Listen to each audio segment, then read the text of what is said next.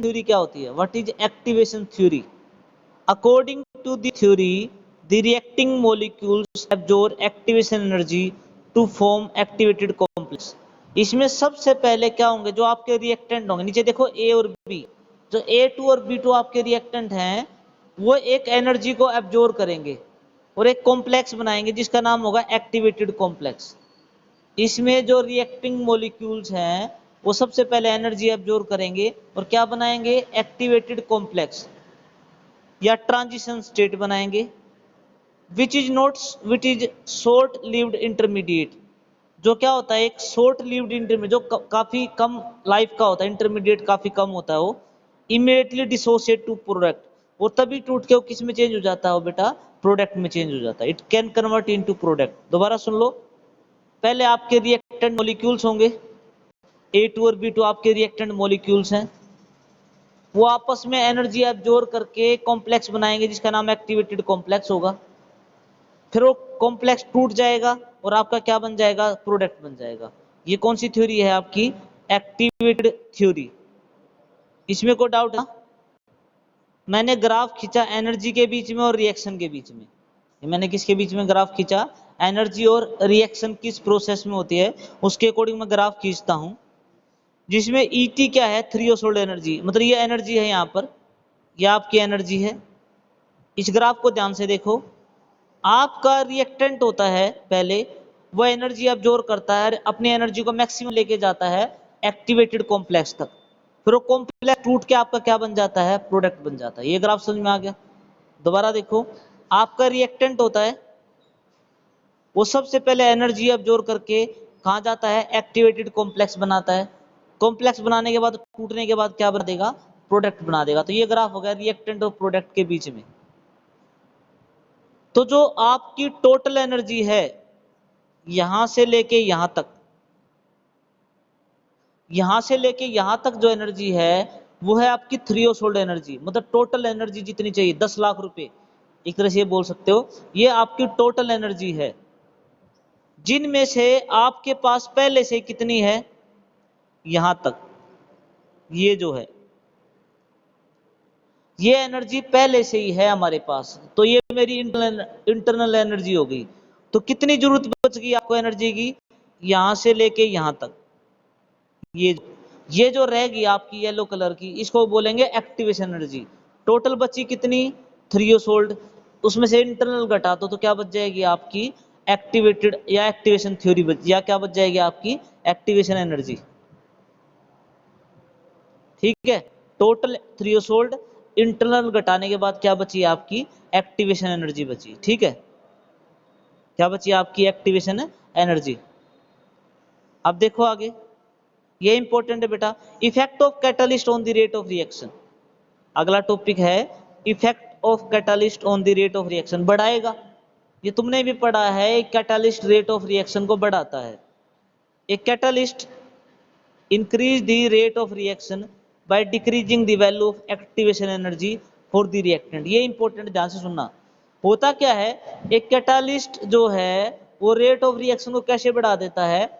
उसकी activation energy को कम करके मैं समझाता हूं। दोबारा फिर एग्जांपल लेता हूं। आपको जरूरत है दुकान खरीदने के लिए 10 लाख, 3 लाख आपके पास पहले से ही है, 3 लाख बचे 7 लाख, ये होगी आपकी एक्टिवेशन एनर्जी। ये कौन सी एनर्जी होगी आपकी? एक्टिवेशन, जो आपको जरूरत है। अब आपको जरूरत है 7 लाख की। मान लो कोई आपका साथी आपको 2 लाख रुपए दे, तो ये हो गया आपका कैटलिस्ट। आपका साथी क्या हो गया? आपका कैटलिस्ट हो गया। तो कितने की जरूरत बच गई? सिर्फ 5 लाख की। तो कैटलिस्ट क्या करता है? एक्टिवेशन एनर्जी जो आपकी जरूरत थी उसको थोड़ा कम कर देता है। पहले आपको 7 की जरूरत थी, कैटलिस्ट ने 2 लाख रुपए दे दिए, तो बचे कितने? सिर्फ 5। तो कैटलिस्ट क्या करता है? जो जरूरत होती है एक्टिवेशन एनर्जी की, उसकी वैल्यू को कम कर देता है। तो आपका रिएक्टेंट एक छोटे पाथ से जल्दी किस में चेंज हो जाता है? प्रोडक्ट में चेंज हो जाता है। देखो,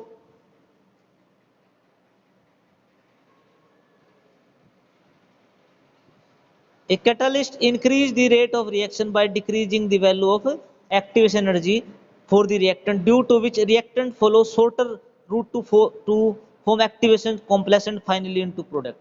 मतलब यदि आप कैटलिस्ट यूज करोगे तो रिएक्टेंट छोटा पाथ फॉलो करेगा। कैसे? देखो, यदि आपके पास कैटलिस्ट नहीं है तो रिएक्टेंट को इतना ऊपर होके जाके जब प्रोडक्ट में चेंज होना है, आपके रिएक्टेंट को पूरा ऊपर वाला ग्राफ फ्लो करके देन कन्वर्ट किस में होगा? प्रोडक्ट में होगा। यदि आपके पास कैटालिस्ट है तो कैटालिस्ट उसकी वैल्यू को कम करेगा तो ये पाथ आएगा, मतलब छोटा पाथ बन जाएगा, तो आपका रिएक्टेंट जल्दी किस में चेंज हो जाएगा? प्रोडक्ट में चेंज हो जाएगा। इस पेज में कोई डाउट है तो पूछो। इस पेज में कोई भी doubt? Effect of temperature on the rate of reaction. अब आपको क्या बताना है? Effect of temperature on the rate of reaction. A rate of reaction increase by increase in temperature, it becomes double after 10 degree rise in temperature. ये बोलता है कि temperature बढ़ाने से रेट ऑफ रिएक्शन बढ़ता है। टेम्परेचर बढ़ाने से क्या बढ़ता है बेटा? रेट ऑफ रिएक्शन बढ़ता है। और ये बोलता है रेट ऑफ रिएक्शन डबल हो जाता है यदि आप 10 डिग्री बढ़ाते हो। तो अब रीजन पूछेगा क्यों? क्यों टेम्परेचर रेट ऑफ रिएक्शन को बढ़ा सकता है, आपको ये बताना है। ठीक है, तो देखो इसमें तो सबसे पहले बताना है on the basis of collision theory. On the basis of collision theory, collision theory के बेसिस पे क्या है? देखो कि यदि आप टेम्परेचर बढ़ाओगे तो kinetic energy of the colliding molecule increase, तो उन मॉलिक्यूल्स, वो मॉलिक्यूल्स की एनर्जी बढ़ जाएगी जो कोलाइड कर रहे हैं। तो अप टू थ्रीओसोल्ड, यदि किसी की एनर्जी बाय चांस कम रहेगी, मैंने बताया था रिएक्टेंट कोलाइड करें और प्रोडक्ट में चेंज करें तो उसके लिए कम से कम कितनी एनर्जी होनी चाहिए? थ्रीओसोल्ड। यदि वो एनर्जी कम है मॉलिक्यूल के पास तो टेम्परेचर देने से वो एनर्जी बढ़ जाएगी। बढ़ जाएगी तो इफेक्टिव कोलिजन बढ़ेंगे, इफेक्टिव कोलिजन बढ़ेंगे तो रेट ऑफ रिएक्शन क्या होगा? बढ़ जाएगा। तो ऑप्शन क्या लिखोगे? यदि टेम्परेचर के इफेक्ट में आ जाए कि भाई टेम्परेचर रेट ऑफ रिएक्शन कैसे बढ़ाता, तो लिखोगे increase in effective collision. Option क्या आएगा? एक्टिवेशन नहीं आएगा टेम्परेचर में, टेम्परेचर में आएगा increase in effective collision. Temperature बढ़ाने से वो कोलिजन बढ़ जाते हैं जो इफेक्टिव होते हैं, इसलिए रेट ऑफ रिएक्शन क्या हो जाएगा? बढ़ जाएगा। हर का रीजन में अलग आंसर होगा, एमसीक्यू में ये फर्क होता है। यदि आपका कैटालिस्ट पूछे तो डिक्रीज इन एक्टिवेशन एनर्जी लगाना है, आपका टेम्परेचर पूछे तो आपको क्या लगाना है? आपको इंक्रीज इन इफेक्टिव कोलिजन लगाना है। देखो ग्राफ में भी यही बताया गया। देखो ग्राफ ये तो कुछ इंपॉर्टेंट नहीं है, आपको सिर्फ ग्राफ देखना है। ये ग्राफ देखना है, ये ग्राफ, ये पार्ट देखो सिर्फ, इस पार्ट को ध्यान से देखोगे तो जब टेम्प, ये इस तरफ है आपका नंबर ऑफ मॉलिक्यूल्स, इस तरफ है आपकी काइनेटिक एनर्जी। तो यदि टेम्परेचर जब आप सिर्फ T डिग्री सेल्सियस है, मतलब टेम्परेचर कम है, तो ग्राफ है सिर्फ इतना छोटा ग्राफ है। तो ये एरिया ये दिखाता है कि कितने मॉलिक्यूल हैं जिनका इफेक्टिव कोलिजन है। जब मैंने 10 डिग्री टेम्परेचर बढ़ा दिया तो आपका कर्व हो गया ये ऊपर वाला कर्व हो गया ये। तो अब नीचे का एरिया आ गया आपका ये। तो नंबर ऑफ मॉलिक्यूल्स बढ़ गए जिन बीच क्या होता है? इफेक्टिव कोलिजन होता है। तो इस तरह क्या होता है? टेम्परेचर बढ़ाने से इफेक्टिव कोलिजन बढ़ेगा तो रेट ऑफ रिएक्शन भी क्या हो जाएगा बेटा? बढ़ जाएगा। इसमें कोई डाउट हो तो बताओ, इसमें कोई भी डाउट है तो बोलो।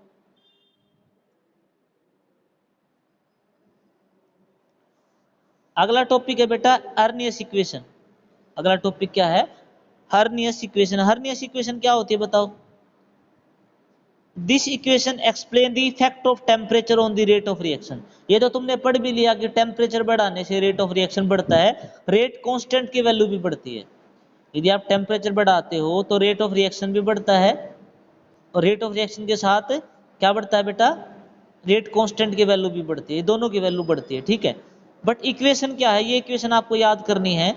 के क्या है आपका? रेट कांस्टेंट, ए ई की power minus E A upon R T. ये क्या है आपका? इक्वेशन है के इजिकल टू ए ई की power E A upon R T. ये इक्वेशन याद करो, ये आपको इक्वेशन याद करो, के इजिकल टू ए ई की power minus E A upon R T. ये अर्नियस इक्वेशन है जिसके अंदर ए क्या है? ए है बेटा अर्नियस फैक्टर, के क्या है? रेट कांस्टेंट, ई ए क्या है?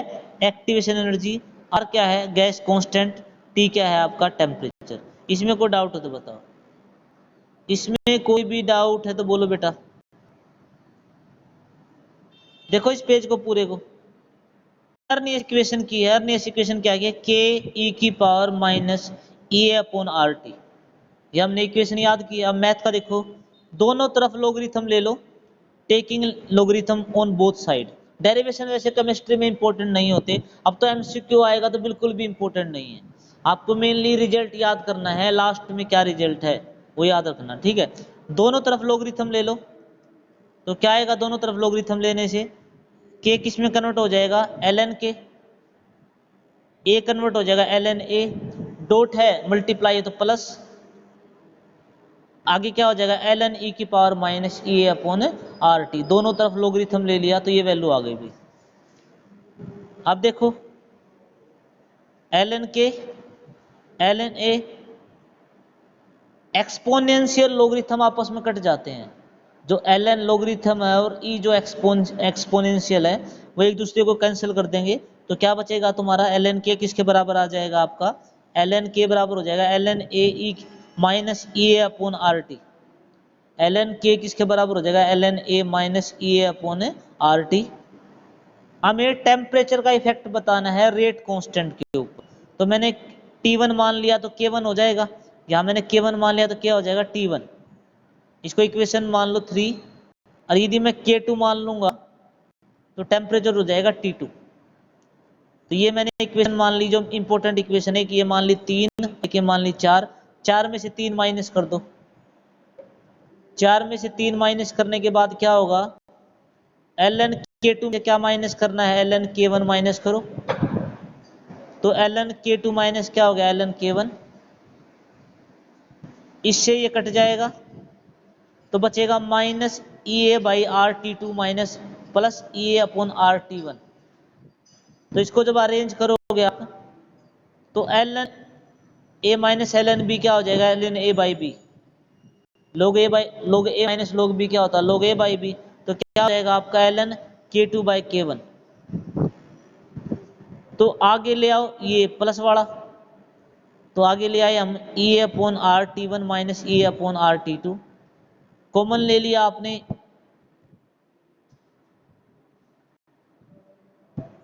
एक बार रुको बेटा, एक बार देख रहा हूं, रुक जाओ एक बार।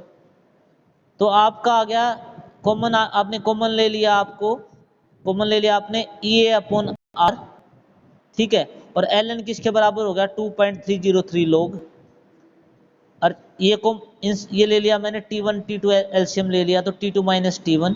तो इस सारे को सोल्व करोगे, जो आपको याद करना है मेन इक्वेशन क्या है, log K2 by K1 is equal to E A upon 2.303 R T2 minus T1 divide by T1 T2। ये आपको इक्वेशन याद करनी है, ये आपको इक्वेशन क्या करनी है, याद करनी है। हाँ भाई स्क्रीन तो आपको ये इक्वेशन करनी है, आपको क्या याद करनी है, आपको ये इक्वेशन याद करनी है जिसमें क्या है log K2 बाई K1। मैं इस इक्वेशन में बता देता हूँ क्या है। इस इक्वेशन के ऊपर न्यूमेरिकल भी आ सकते हैं बेटा, यदि सिलेबस में डिलीट नहीं हुआ तो, कि log K2 by K1, K2 और K1 क्या है आपके rate constant, log K2 by K1, K1 और K2 क्या है आपके rate constant, E A 2.303 R E A upon 2.303 R T2 minus T1 divide T1 T2। ये आपको इक्वेशन याद करनी है। T1 T2 क्या है आपका टेम्परेचर, दोबारा सुन लो, log K2 by K1 is equal to E A upon 2.303 R T2 minus T1 by T1 T2। ये आपको इक्वेशन याद करनी है। ग्राफ कैसे बना है, ग्राफ देखो, ग्राफ ये बनाना है, देखो log k किसके बराबर आया था, log e upon R T आ गया था अपना, ln k is equal to ln a minus E A upon R T हमारा आ चुका है। तो कुछ नहीं, ln की जगह क्या पुट कर दिया हमें 2.303 लोग, ln की जगह क्या पुट कर दिया 2.303 लोग। तो यहां से इक्वेशन आ गई आपकी log k is equal to log a minus E A upon 2.303 R by T. तो आपको ग्राफ खींचना है log k के बीच में और 1 t के बीच में, आपने log k और 1 बाई टी के बीच में ग्राफ खींचना है। ग्राफ कैसा आएगा, यहाँ माइनस का निशान है तो ग्राफ नीचे की तरफ आएगा भी। स्लोप कितना होगा, माइनस ई ए अपॉन 2.303, और इंटरसेप्ट क्या होगा आपका log k। अब एमसीक्यू क्वेश्चन कैसे आएगा, एमसीक्यू आपको कि सर ग्राफ में से एमसीक्यू कैसे आएगा, ग्राफ में ऐसे आएगा, वो पूछेगा अर्नियस इक्वेशन में मैं जो log k और 1/t के बीच में ग्राफ खींचता हूं, जब मैं अर्नियस इक्वेशन में log k और 1/t के बीच में ग्राफ खींचता हूं तो इंटरसेप्ट क्या होता है, इंटरसेप्ट होता है log a, मतलब कहां से काटता है, स्लोप पूछ लेगा, स्लोप किसके बराबर होगा -ea/2.303। इस तरह के क्वेश्चन आ सकते हैं ग्राफ में से भाई, इसमें कोई भी डाउट है तो पूछो। दो टेम्परेचर दे रखे हैं 500 और 700 केल्विन, आपको दो टेम्परेचर दे रखे हैं 500 और एक 700, दो रेट कांस्टेंट है आपके K1 और K2, आपके दो कांस्टेंट दे दिए K1 और K2, आपको वैल्यू ऑफ EA निकालनी है, क्या निकालनी है आपको value of EA, activation energy निकालनी है, ठीक है। जहां EA निकालना हो और दो कांस्टेंट दे रखे हो, दो टेम्परेचर दे रखे हो तो अर्नियस इक्वेशन लगेगी भाई, आपको दो टेम्परेचर दे रखे हो, दो रेट कांस्टेंट दे रखे हो, जहां दो टेम्परेचर मिल गए ना वहां पर अर्नियस इक्वेशन लगेगी। तो देखो इसको सोल्व करो, T1 किसके बराबर है भाई, T1 500 kelvin, rate constant K1 इस पे कितना है 0.02, टेम्परेचर T2 क्या है 700 केल्विन, K2 दे रखा है ये, तो करो सोल्व इसको। log K2 बाय K1 किसके बराबर है, EA 2.303 R, T2 minus T1 divide by T1 T2, अब पुट करो वैल्यू, log K2 किसके बराबर है 0.07, K1 किसके बराबर है 0.02, EA 2.03, R की वैल्यू कितनी है 8.314, T2 कितना 700, T1 500, मल्टीप्लाई कर दो नीचे, मतलब आपको K1 K2 और T1 T2 की वैल्यू पुट करनी है और साथ में आपको R की वैल्यू पुट करनी है। तो सोल्व करोगे तो कितना आ जाएगा बताओ, log 0.07 डिवाइड बाय 0.02 होता है log 3.5, कितना log 3.5, यहाँ करोगे तो आप 2.303 को 8.314 से मल्टीप्लाई करोगे तो ये मान लो ये आ गया, 700 में से माइनस करोगे 500 तो 200 रह जाएगा, डिवाइड बाय 35 क्या हो जाएगा आपका 35000। तो इसको सोल्व करोगे तो आप सीधा याद कर लो कि जो आपकी एक्टिवेशन एनर्जी आएगी वो आएगी आपकी 18231.4 जूल पर मोल, या किलो जूल में कितना आएगा 18.23 किलो जूल पर मोल आएगा, ठीक है। लास्ट देखो न्यूमेरिकल, मतलब इसमें कुछ नहीं करना, आपको T1 T2 K1 K2 की वैल्यू पुट करनी है। अगला देखो ये बोलता है कि जो रेट है या रेट कांस्टेंट है वो डबल हो जाता है जब आप टेम्परेचर 27 से 37 करते हो, तो एक्टिवेशन एनर्जी निकालो। एक रिएक्शन में 27 डिग्री को 37 करने में आपका रेट कांस्टेंट डबल हो जाता है, आपको ये बताना है कि एक्टिवेशन एनर्जी क्या होगी। क्वेश्चन समझ में आ गया, क्वेश्चन समझ में आ गया भाई, कि जब आप टेम्परेचर को 27 से 37 करते हो तो रेट कांस्टेंट डबल हो जाता है, रेट डबल हो जाता है, तो ये बताओ उसकी एक्टिवेशन एनर्जी क्या होगी। बिल्कुल आसान है, T1 कितना है 27 डिग्री सेल्सियस, 27 को केल्विन में कन्वर्ट करोगे तो कितना हो जाएगा T1, T1 हो जाएगा 300 केल्विन, T2 कितना हो जाएगा 310 केल्विन। पहला रेट कांस्टेंट के, दूसरा रेट कांस्टेंट डबल हो जाएगा तो क्या हो जाएगा 2K। यदि T1 टेम्परेचर पे K है तो T2 पे क्या हो जाएगा 2K हो जाएगा, क्या हो जाएगा आपका 2K, ठीक है। तो ये आ गया आपका K1 आ गया किसके बराबर, K के बराबर, K2 किसके बराबर आ गया 2K के बराबर, एक टेम्परेचर 27 हो गया, एक टेम्परेचर 37 हो गया, केल्विन में 300 और 310 हो गया, वैल्यू पुट कर दो, वैल्यू देखो मैं पुट करता